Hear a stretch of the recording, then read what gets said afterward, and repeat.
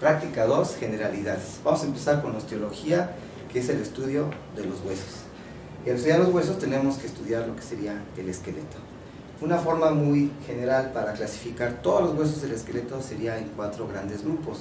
¿Cuáles son, doctora Estefanía? Tubulares, esponjosos, planos y mixtos. Muy bien. Empezaríamos con los tubulares. Estos tubulares, como su nombre lo dice, tienen forma de tubo, son alargados y por lo tanto se pueden clasificar en tubulares largos y tubulares cortos. Muy bien. De los tubulares largos tendríamos en la extremidad superior lo que sería el húmero y el radio y la ulna o cúbito. Y tubulares cortos en la extremidad superior tendríamos los metacarpianos y las falanges. Metacarpos y las falanges. Mientras que en el miembro inferior tendríamos como tubulares largos el hueso más largo del organismo, que es el fémur, y en la pierna la tibia y la fíbula o peroné. Muy bien. Y dentro de los tubulares cortos en el pie tendríamos los metatarsianos y las falanges. ¿Okay? Estos huesos tienen la característica de que están constituidos por, en su interior, al hacer un corte, vemos que están formados por hueso compacto, que son unas corticales muy fuertes. A nivel de la diáfisis tenemos lo que sería el canal medular, y a nivel de las epífisis, hueso esponjoso, que es lo que le da la característica de distribuir los vectores de fuerza y evitar que se fracture este hueso. Si seguimos con la clasificación de los huesos, tendríamos en segundo lugar los esponjosos. ¿Y los esponjosos cómo se clasifican, doctora Estefanía? En largos, cortos y sesamoideos. Y estos huesos esponjosos, como su nombre lo dice, tienen unas corticales muy finitas y la mayoría de su constitución es de hueso esponjoso. Y de los esponjosos largos, el ejemplo, ¿cuáles serían? Las costillas, ¿sí? Y el esterno. Esos son los esponjosos largos. Y esponjosos cortos, ¿cuáles tendríamos? Las vértebras, ¿verdad? Entonces, la vértebra se considera como un hueso esponjoso corto. Aquí tenemos una vértebra lumbar. Y otros huesos esponjosos cortos tendríamos efectivamente los huesos de la mano, que serían los huesos del carpo, que es importante que el alumno durante su práctica identifique cada uno de estos huesos del carpo, lo mismo que los huesos del tarso. Entonces también el alumno tiene que identificar todos los huesos del tarso que están formando como huesos esponjosos cortos. Y por último teníamos los huesos sesamoideos. Los huesos sesamoideos tienen la característica que sirven para la inserción de músculos, y aquí tenemos un ejemplo que es el hueso pisiforme, que va a estar cubierto por un tendón y por lo tanto se dice que es un hueso sesamoideo, lo mismo que los sesamoideos de la mano y los sesamoideos del pie, ¿verdad? Tendríamos otro tercer grupo de huesos que son los planos. Y de estos planos se clasifican en huesos del cráneo y de las cinturas. Del cráneo y de las cinturas. Muy bien. Entonces, de estos huesos planos tenemos en el cráneo principalmente lo que serían los huesos parietales y el hueso frontal, ¿sí? Estos ya veremos el tipo de articulaciones que tienen estos huesos, que es muy particular. Y su función de estos huesos planos sobre todo es de protección, en este caso del encéfalo, ¿verdad? Después tenemos otros huesos planos que se encuentran a nivel de ¿dónde? De la cintura. De la cintura escapular en este caso. Y aquí tenemos otro hueso esponjoso plano, como sería la escápula, su cara anterior, su cara posterior. Y también tendríamos lo que serían los huesos de la cintura pélvica, ¿verdad? Donde estaría el hueso coxal, con el ilíaco, el isquion, ¿sí? El isquion, el pubis. ¿Okay? Muy bien, lo que sería el ilíaco. Por otro lado tenemos ya una clasificación que serían los huesos mixtos. Como su nombre lo dice, estos huesos mixtos tienen funciones distintas, estructura también muy diferente y su origen. Y un ejemplo sería este hueso, que sería el temporal. Entonces aquí estamos viendo que el hueso temporal, que es de la base del cráneo, es un hueso que se considera mixto, muy irregular en su forma. O bien otro hueso de la base del cráneo, que sería el esfenoides, que ahí estamos viendo que parece efectivamente como un pequeño murciélago, ¿verdad? Que sería la base del cráneo. Y adelante de él estaría el que tiene forma de mariposa, que es el etmoides. Muy bien. Entonces, aquí el objetivo de esta práctica sería que el alumno sea capaz de identificar cada uno de los huesos de la cara, del cráneo, tanto como la columna vertebral, lo que es el torso y de las extremidades, que identifique el nombre de cada hueso y lo sea capaz de clasificarlo en esos 4 grandes grupos, en tubulares, en esponjosos, planos y los mixtos.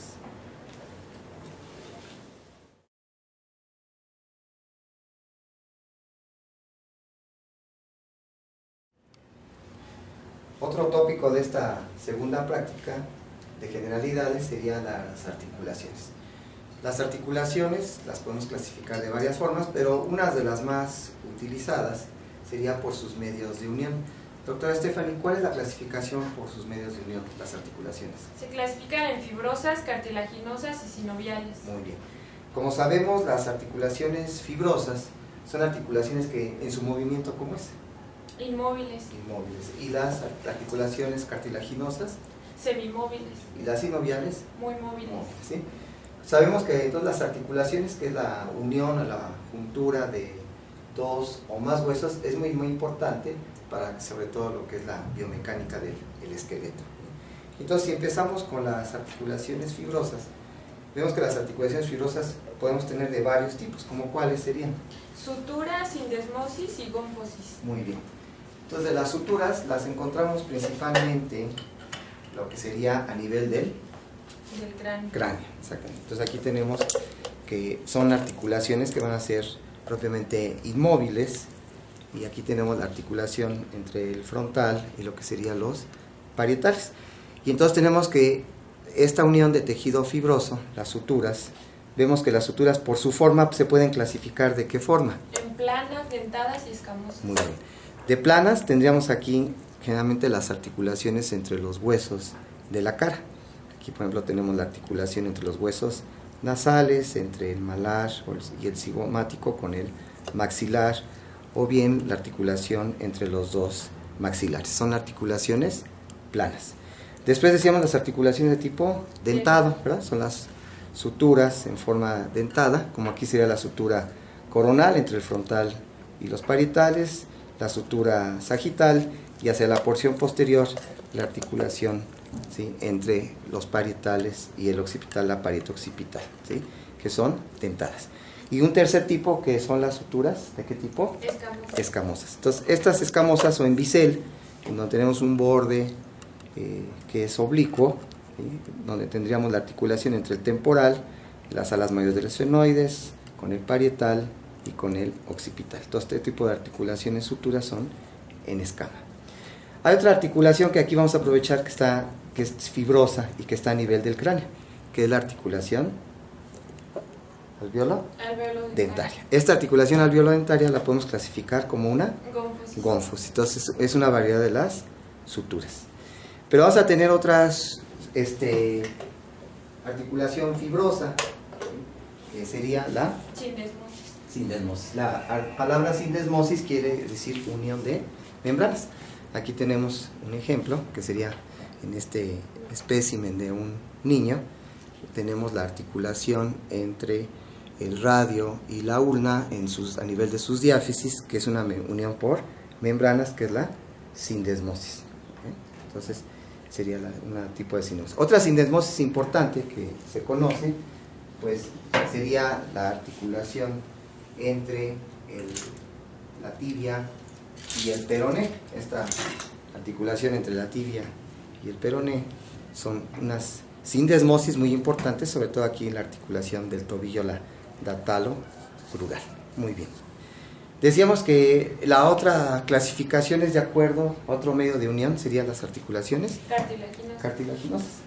Esas cartilaginosas tenemos aquí a nivel del esqueleto, ¿sí?, que de acuerdo a su temporalidad, a su tiempo en que se encuentran estas sincondrosis, esta unión por cartílago, ¿cómo las podemos dividir? Por su existencia, temporales y permanentes. Exactamente, temporales y permanentes.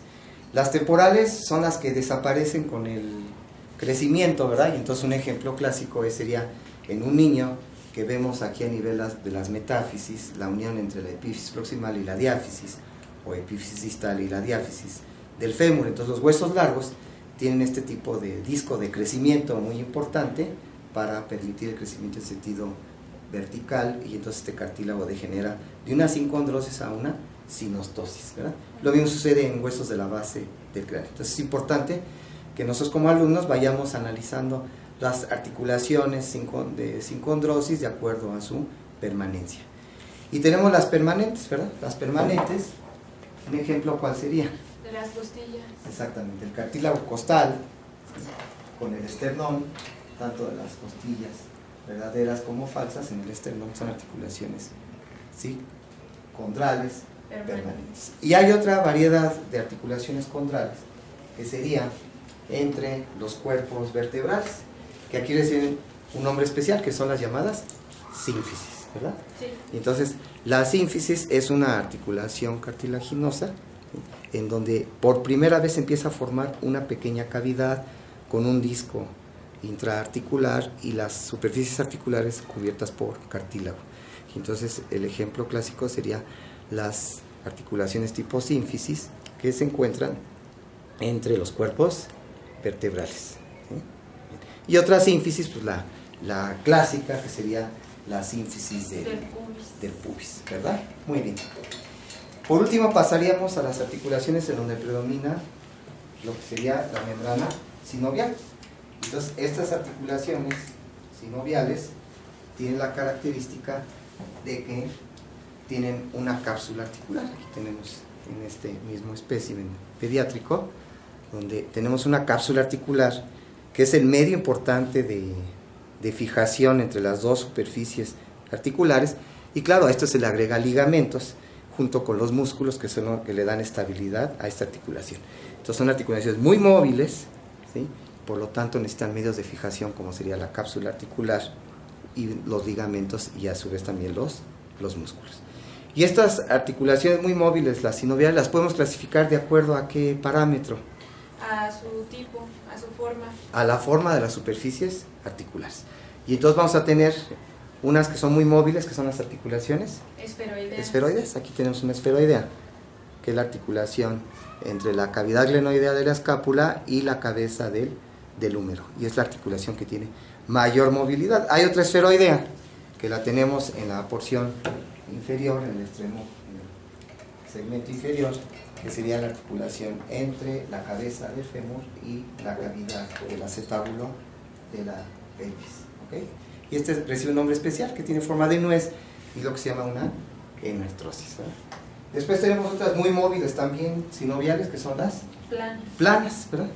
El ejemplo sería la articulación entre los procesos articulares superior e inferior de las vértebras, y es lo que permite propiamente el movimiento de nuestra columna vertebral. Ya decíamos, la que propiamente recibe el peso sería esta sínfisis entre los cuerpos vertebrales, y la que permite el movimiento sería entre los procesos articulares de las apófisis articulares, vamos a decir, de las vértebras, que da la movilidad a la columna vertebral. Otro ejemplo de planas podríamos poner serían las articulaciones entre ¿qué huesos? La acromioclavicular. La acromioclavicular, ¿cuál otra? La de los huesos del carpo. La de los huesos del carpo, aquí serían. Entonces tendríamos que nosotros como alumnos ver las superficies articulares entre los huesos del carpo, o bien entre los huesos, ¿sí?, del tarso, ¿sí?, en donde estamos, deberíamos de ver estas superficies planas, ¿ok? Que es un movimiento muy limitado en su longitud, pero tienen varios ejes de movimiento, por eso se consideran poliaxiles, tanto las esferoideas como las planas. Tenemos estas articulaciones que tienen un poquito menos de movimiento, ¿como cuáles serían? Las condilias. Las condilias. Entonces, las condilias, el ejemplo clásico, ¿como cuál podría ser? La húmero radial. La húmero radial, y entonces nos vamos a la extremidad superior, y aquí veríamos lo que sería una condilia, en donde tengo una superficie articular en forma esferoidea, pero ligeramente alargada. Aquí es el cóndilo del húmero, que se va a articular en una pequeña cavidad de la cabeza del radio, y es la húmero radial, ¿verdad? ¿Qué otra articulación podríamos decir de las? La occipito-atloidea. De las condilias, la occipito-atloidea, que sería la articulación entre los cóndilos del occipital, con las masas laterales del atlas, que está el atlas, y que se va a articular, ¿sí?, con los cóndilos del occipital, y es la articulación que dice sí, ¿verdad? Es de asentamientos de la cabeza. Muy bien. O tendríamos aquí otra que sería la temporomandibular, ¿verdad? La articulación entre el cóndilo de la mandíbula y la cavidad glenoidal del temporal, y forma la articulación temporomandibular, que es la articulación más móvil de la cabeza. ¿Ok? Muy bien. Tendríamos que otras articulaciones, ya tenemos entonces, aparte de las condilias, ¿cuáles otras? Elipsoidea. La elipsoidea. Entonces la clásica elipsoidea sería en la articulación de la muñeca, que como su nombre lo dice, que es la radiocarpiana. Como su nombre lo dice, son superficies articulares, ¿sí?, elípticas, alargadas, y entonces aquí articulándose lo que sería el escafoides y el hueso semilunar con la epífisis distal del radio y la articulación radiocarpiana, ¿verdad? ¿Qué otras articulaciones tenemos sinoviales? Encilla o encaje recíproco. Y entonces tenemos, por ejemplo, aquí en la misma mano tenemos la articulación entre quién y quién.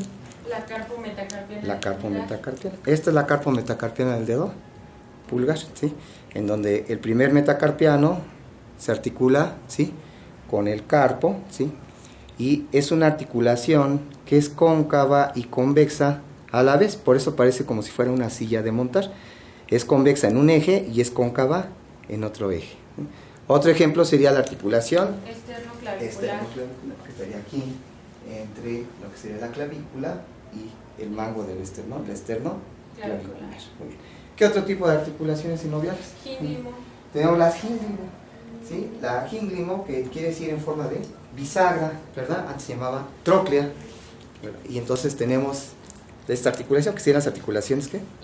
Interfalángicas. Estas articulaciones interfalángicas vemos que presentan un pequeño canalito, ¿sí?, un pequeño canalito, y arriba una cresta, y entonces la cresta se desliza en este canal, por eso dicen que tiene forma de una polea, ¿verdad? Es la gínglimo o en bisagra.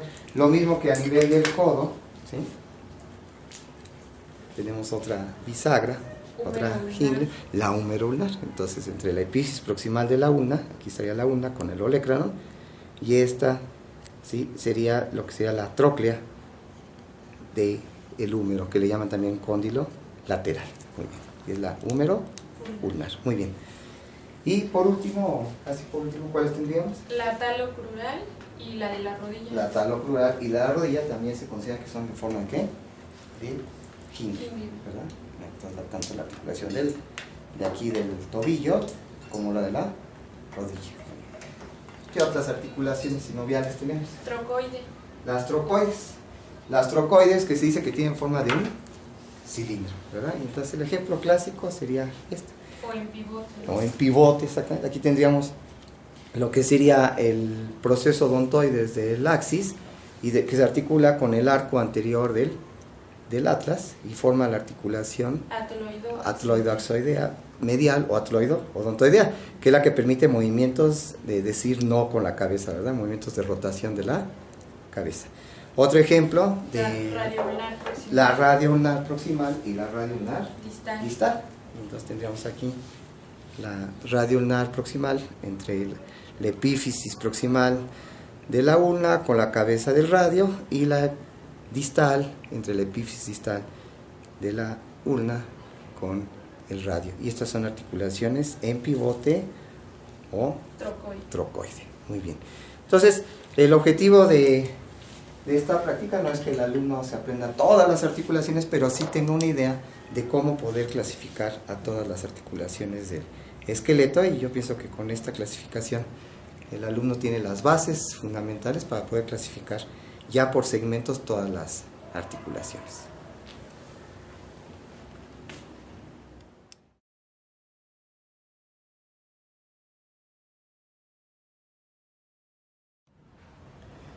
Práctica 2, generalidades. Es importante que el alumno identifique y clasifique los músculos del cuerpo en un modelo. Aquí estamos observando en este modelo Y los músculos largos los vamos a encontrar principalmente en lo que serían las extremidades. Aquí vemos en las extremidades superiores los músculos del antebrazo y del brazo. Aquí no es necesario que vaya identificando los nombres de los músculos, sino que vaya observando que los músculos largos se encuentran en la extremidad superior, así como también en la extremidad inferior a nivel del muslo y de la pierna. Y por otro lado tiene que identificar los músculos anchos que se encuentran sobre todo a nivel del torso, aquí como vemos el pectoral mayor, así como también los músculos abdominales, como el recto abdominal, los oblicuos que se encuentran a nivel del torso.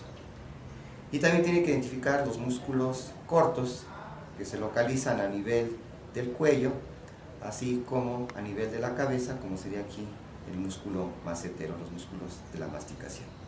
Y también identificar los músculos que tienen una inserción en la piel, que serían los músculos de la expresión facial, como aquí vemos el fronto occipital, occipitofrontal, como músculos de la expresión facial, así como músculos muy particulares que rodean la entrada a cavidades, como sería la cavidad orbitaria. Aquí vemos el orbicular de los ojos y de los párpados, así como el orbicular de los labios. Entonces es fundamental que el alumno vaya teniendo una idea general de lo que sería la clasificación de los músculos por su inserción y por su forma.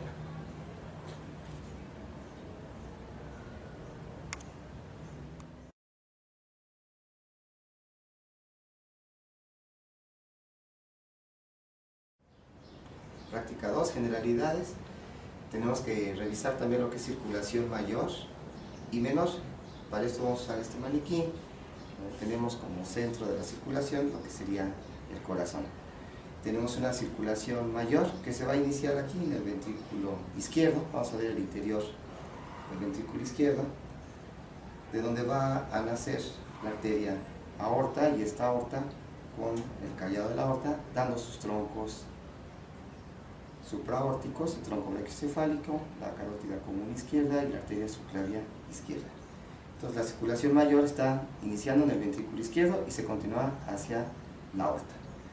La aorta va a seguir descendiendo, va a llegar a la región abdominal para ir inervando a las vísceras abdominales y terminando en lo que serían las arterias ilíacas comunes, que a su vez van a dar ilíaca interna y ilíaca externa, que van a irrigar a las vísceras pélvicas, y por otro lado la ilíaca externa continuándose con la arteria femoral para irrigar el miembro inferior.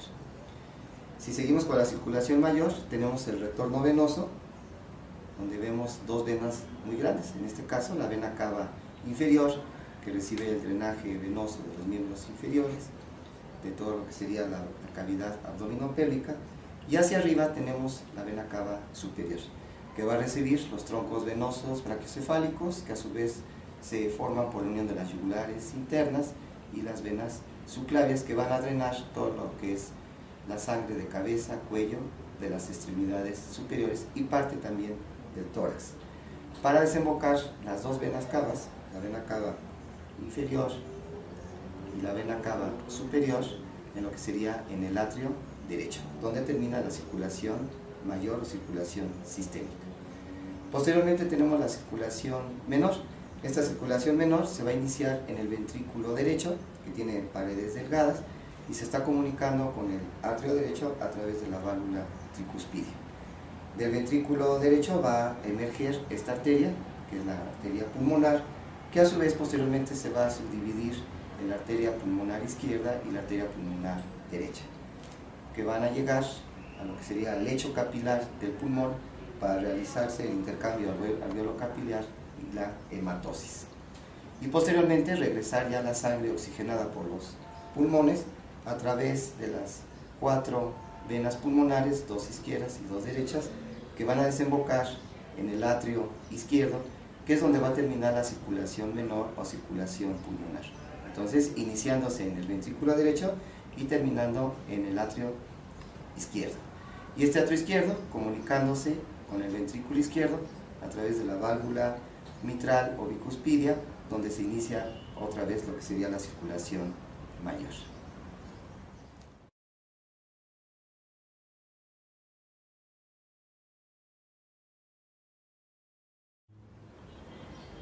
Práctica 2, generalidades. También tenemos que estudiar esplancnología, que es el estudio de las vísceras.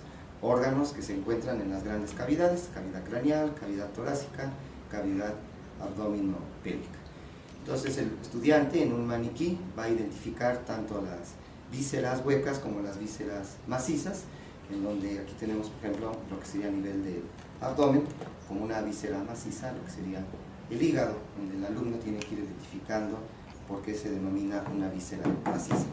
Y también vísceras huecas, como sería el estómago, donde tiene su cavidad, y el alumno va también identificando por qué se definen vísceras huecas. Aquí también tendríamos el yeyuno, el ilion, y las vísceras pélvicas, donde tenemos vísceras huecas como la vejiga, el útero. Entonces, de esa forma, el alumno se da una idea general de las vísceras localizadas en estas grandes cavidades, clasificándolas en vísceras huecas y vísceras macizas.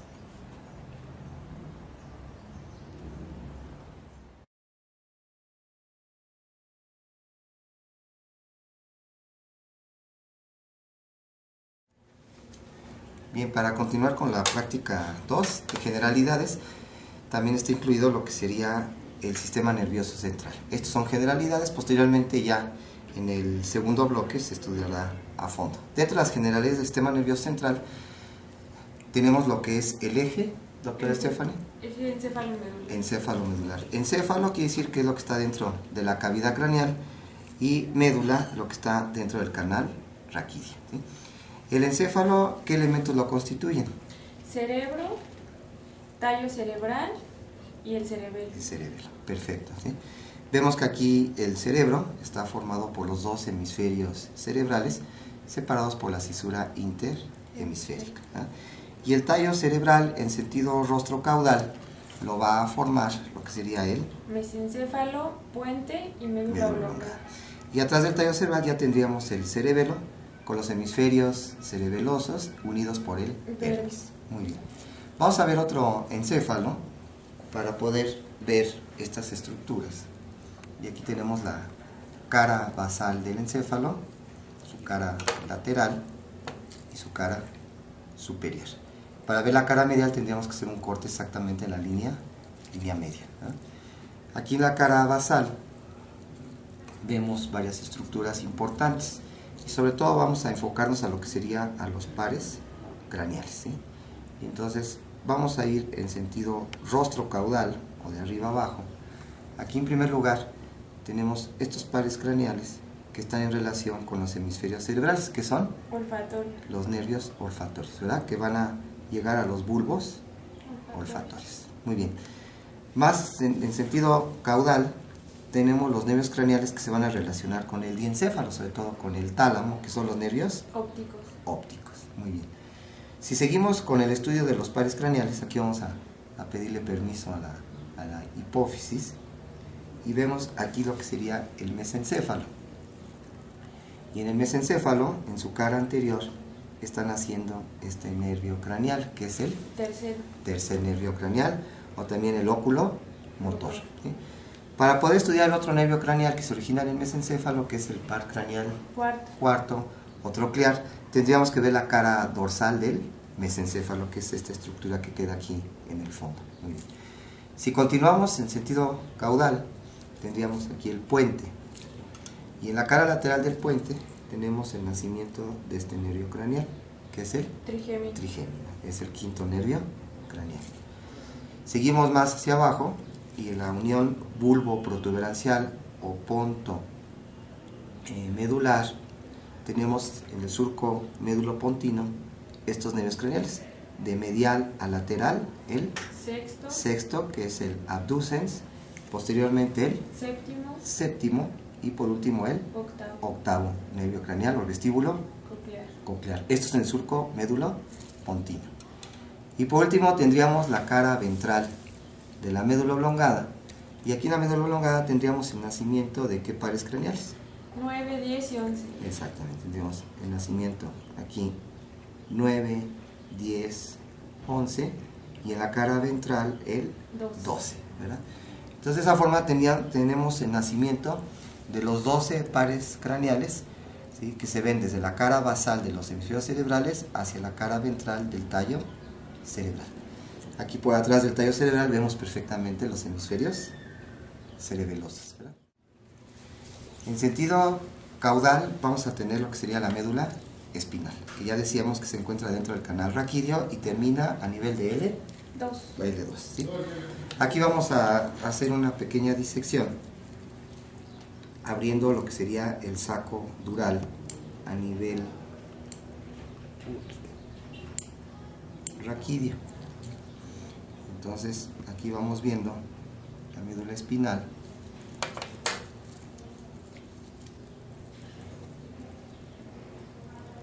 Para poder estudiar las raíces ventrales y las raíces dorsales. Aquí se ve parte de las raíces ventrales, ¿sí? Estarían las raíces ventrales y atrás estarían las raíces dorsales, que va a unirse para formar los nervios espinales. ¿Cuántos nervios espinales tenemos? 31. 31 pares, ¿verdad? Que serían a nivel cervical 8, de C1 a C8, a nivel torácico 12, a nivel lumbar 5, a nivel sacro 5 y a nivel coxigio 1, para darnos 31 pares de nervios espinales, ¿sí? Y todos estos nervios espinales se forman por la unión de las raíces ventrales con las raíces dorsales para formar los nervios espinales, que desde el punto de vista funcional son mixtos, ¿verdad? Son sensitivos y motores. Y en este acercamiento de la médula espinal podemos ver perfectamente aquí todas las raíces ventrales y hacia atrás parte de las raíces dorsales, ¿sí? Que aquí propiamente se fueron desgarrando, y aquí estarían las arterias espinales posteriores, ¿sí? Muy bien. Vemos que la porción terminal de la médula espinal, que es a nivel de L1, L2, en ese disco intervertebral L1, L2, vemos la continuación de lo que sería la caudequina. Aquí serían todas las raíces de la caudequina, que va a estar formando las raíces lumbosacras y la única coxigia. Aquí veríamos la terminación de la médula espinal, lo que sería el cono medular, y su continuación en el filum terminal, que sería parte de este filum terminal. ¿Okay? Muy bien. Si hablamos desde el punto de vista funcional de lo que es los nervios espinales, estos son aferencias y eferentes, ¿verdad? Aferentes.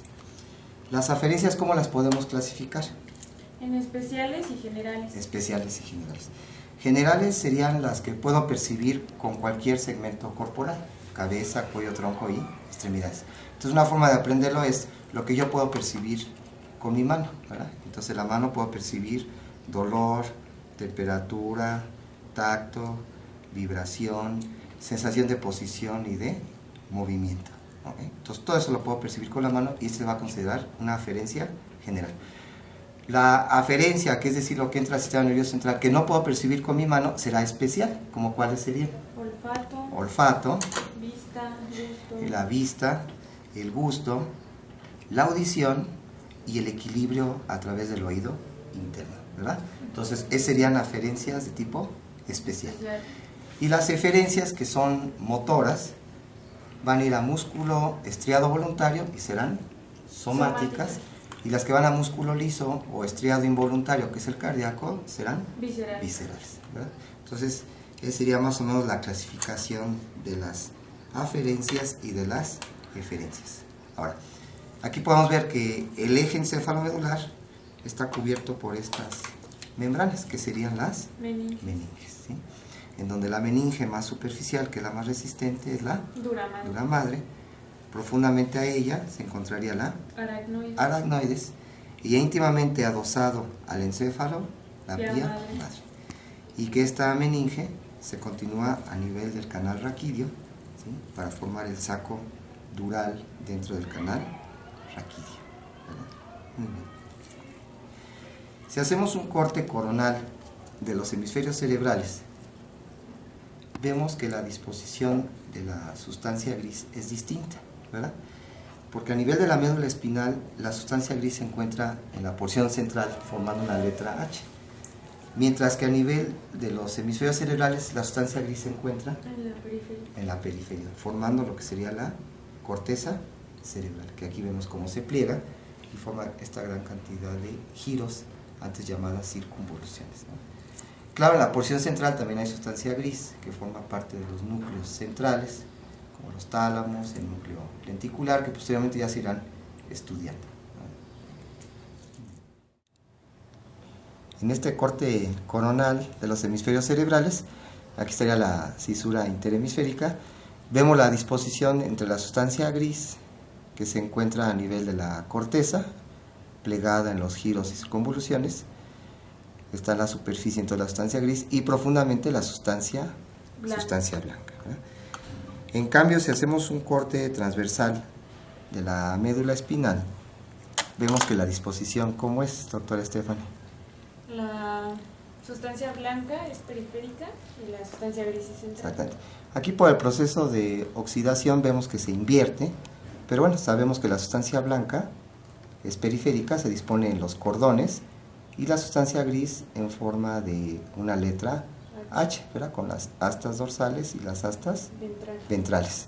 Sabemos que en las astas dorsales es donde llegan las raíces dorsales de la médula espinal, donde estaría el ganglio espinal, que es aferente, ¿verdad? Y un ganglio sabemos que es el acúmulo de cuerpos neuronales fuera del sistema nervioso central, contra un núcleo, ¿verdad? Y los núcleos sabemos que se encuentran profundamente en el sistema nervioso central, ¿verdad? Muy bien. Si lo comparamos esta disposición de la médula espinal con la de lo que sería el tallo cerebral, aquí vemos un corte transversal del puente, vemos que la disposición de la sustancia gris y sustancia blanca es muy distinta, ¿verdad? Vemos que está dispersa. La sustancia gris se encuentra aquí los núcleos pontinos, entre la sustancia blanca, los tractos ascendentes y descendentes, y aquí en la porción dorsal del puente, los núcleos de los pares craneanos. Entonces, se dispersa la sustancia gris y sustancia blanca, mientras que en la corteza, decíamos que se dispone en la porción periférica la sustancia gris, y en la médula espinal, en la porción periférica, la sustancia blanca, ¿verdad? Muy bien.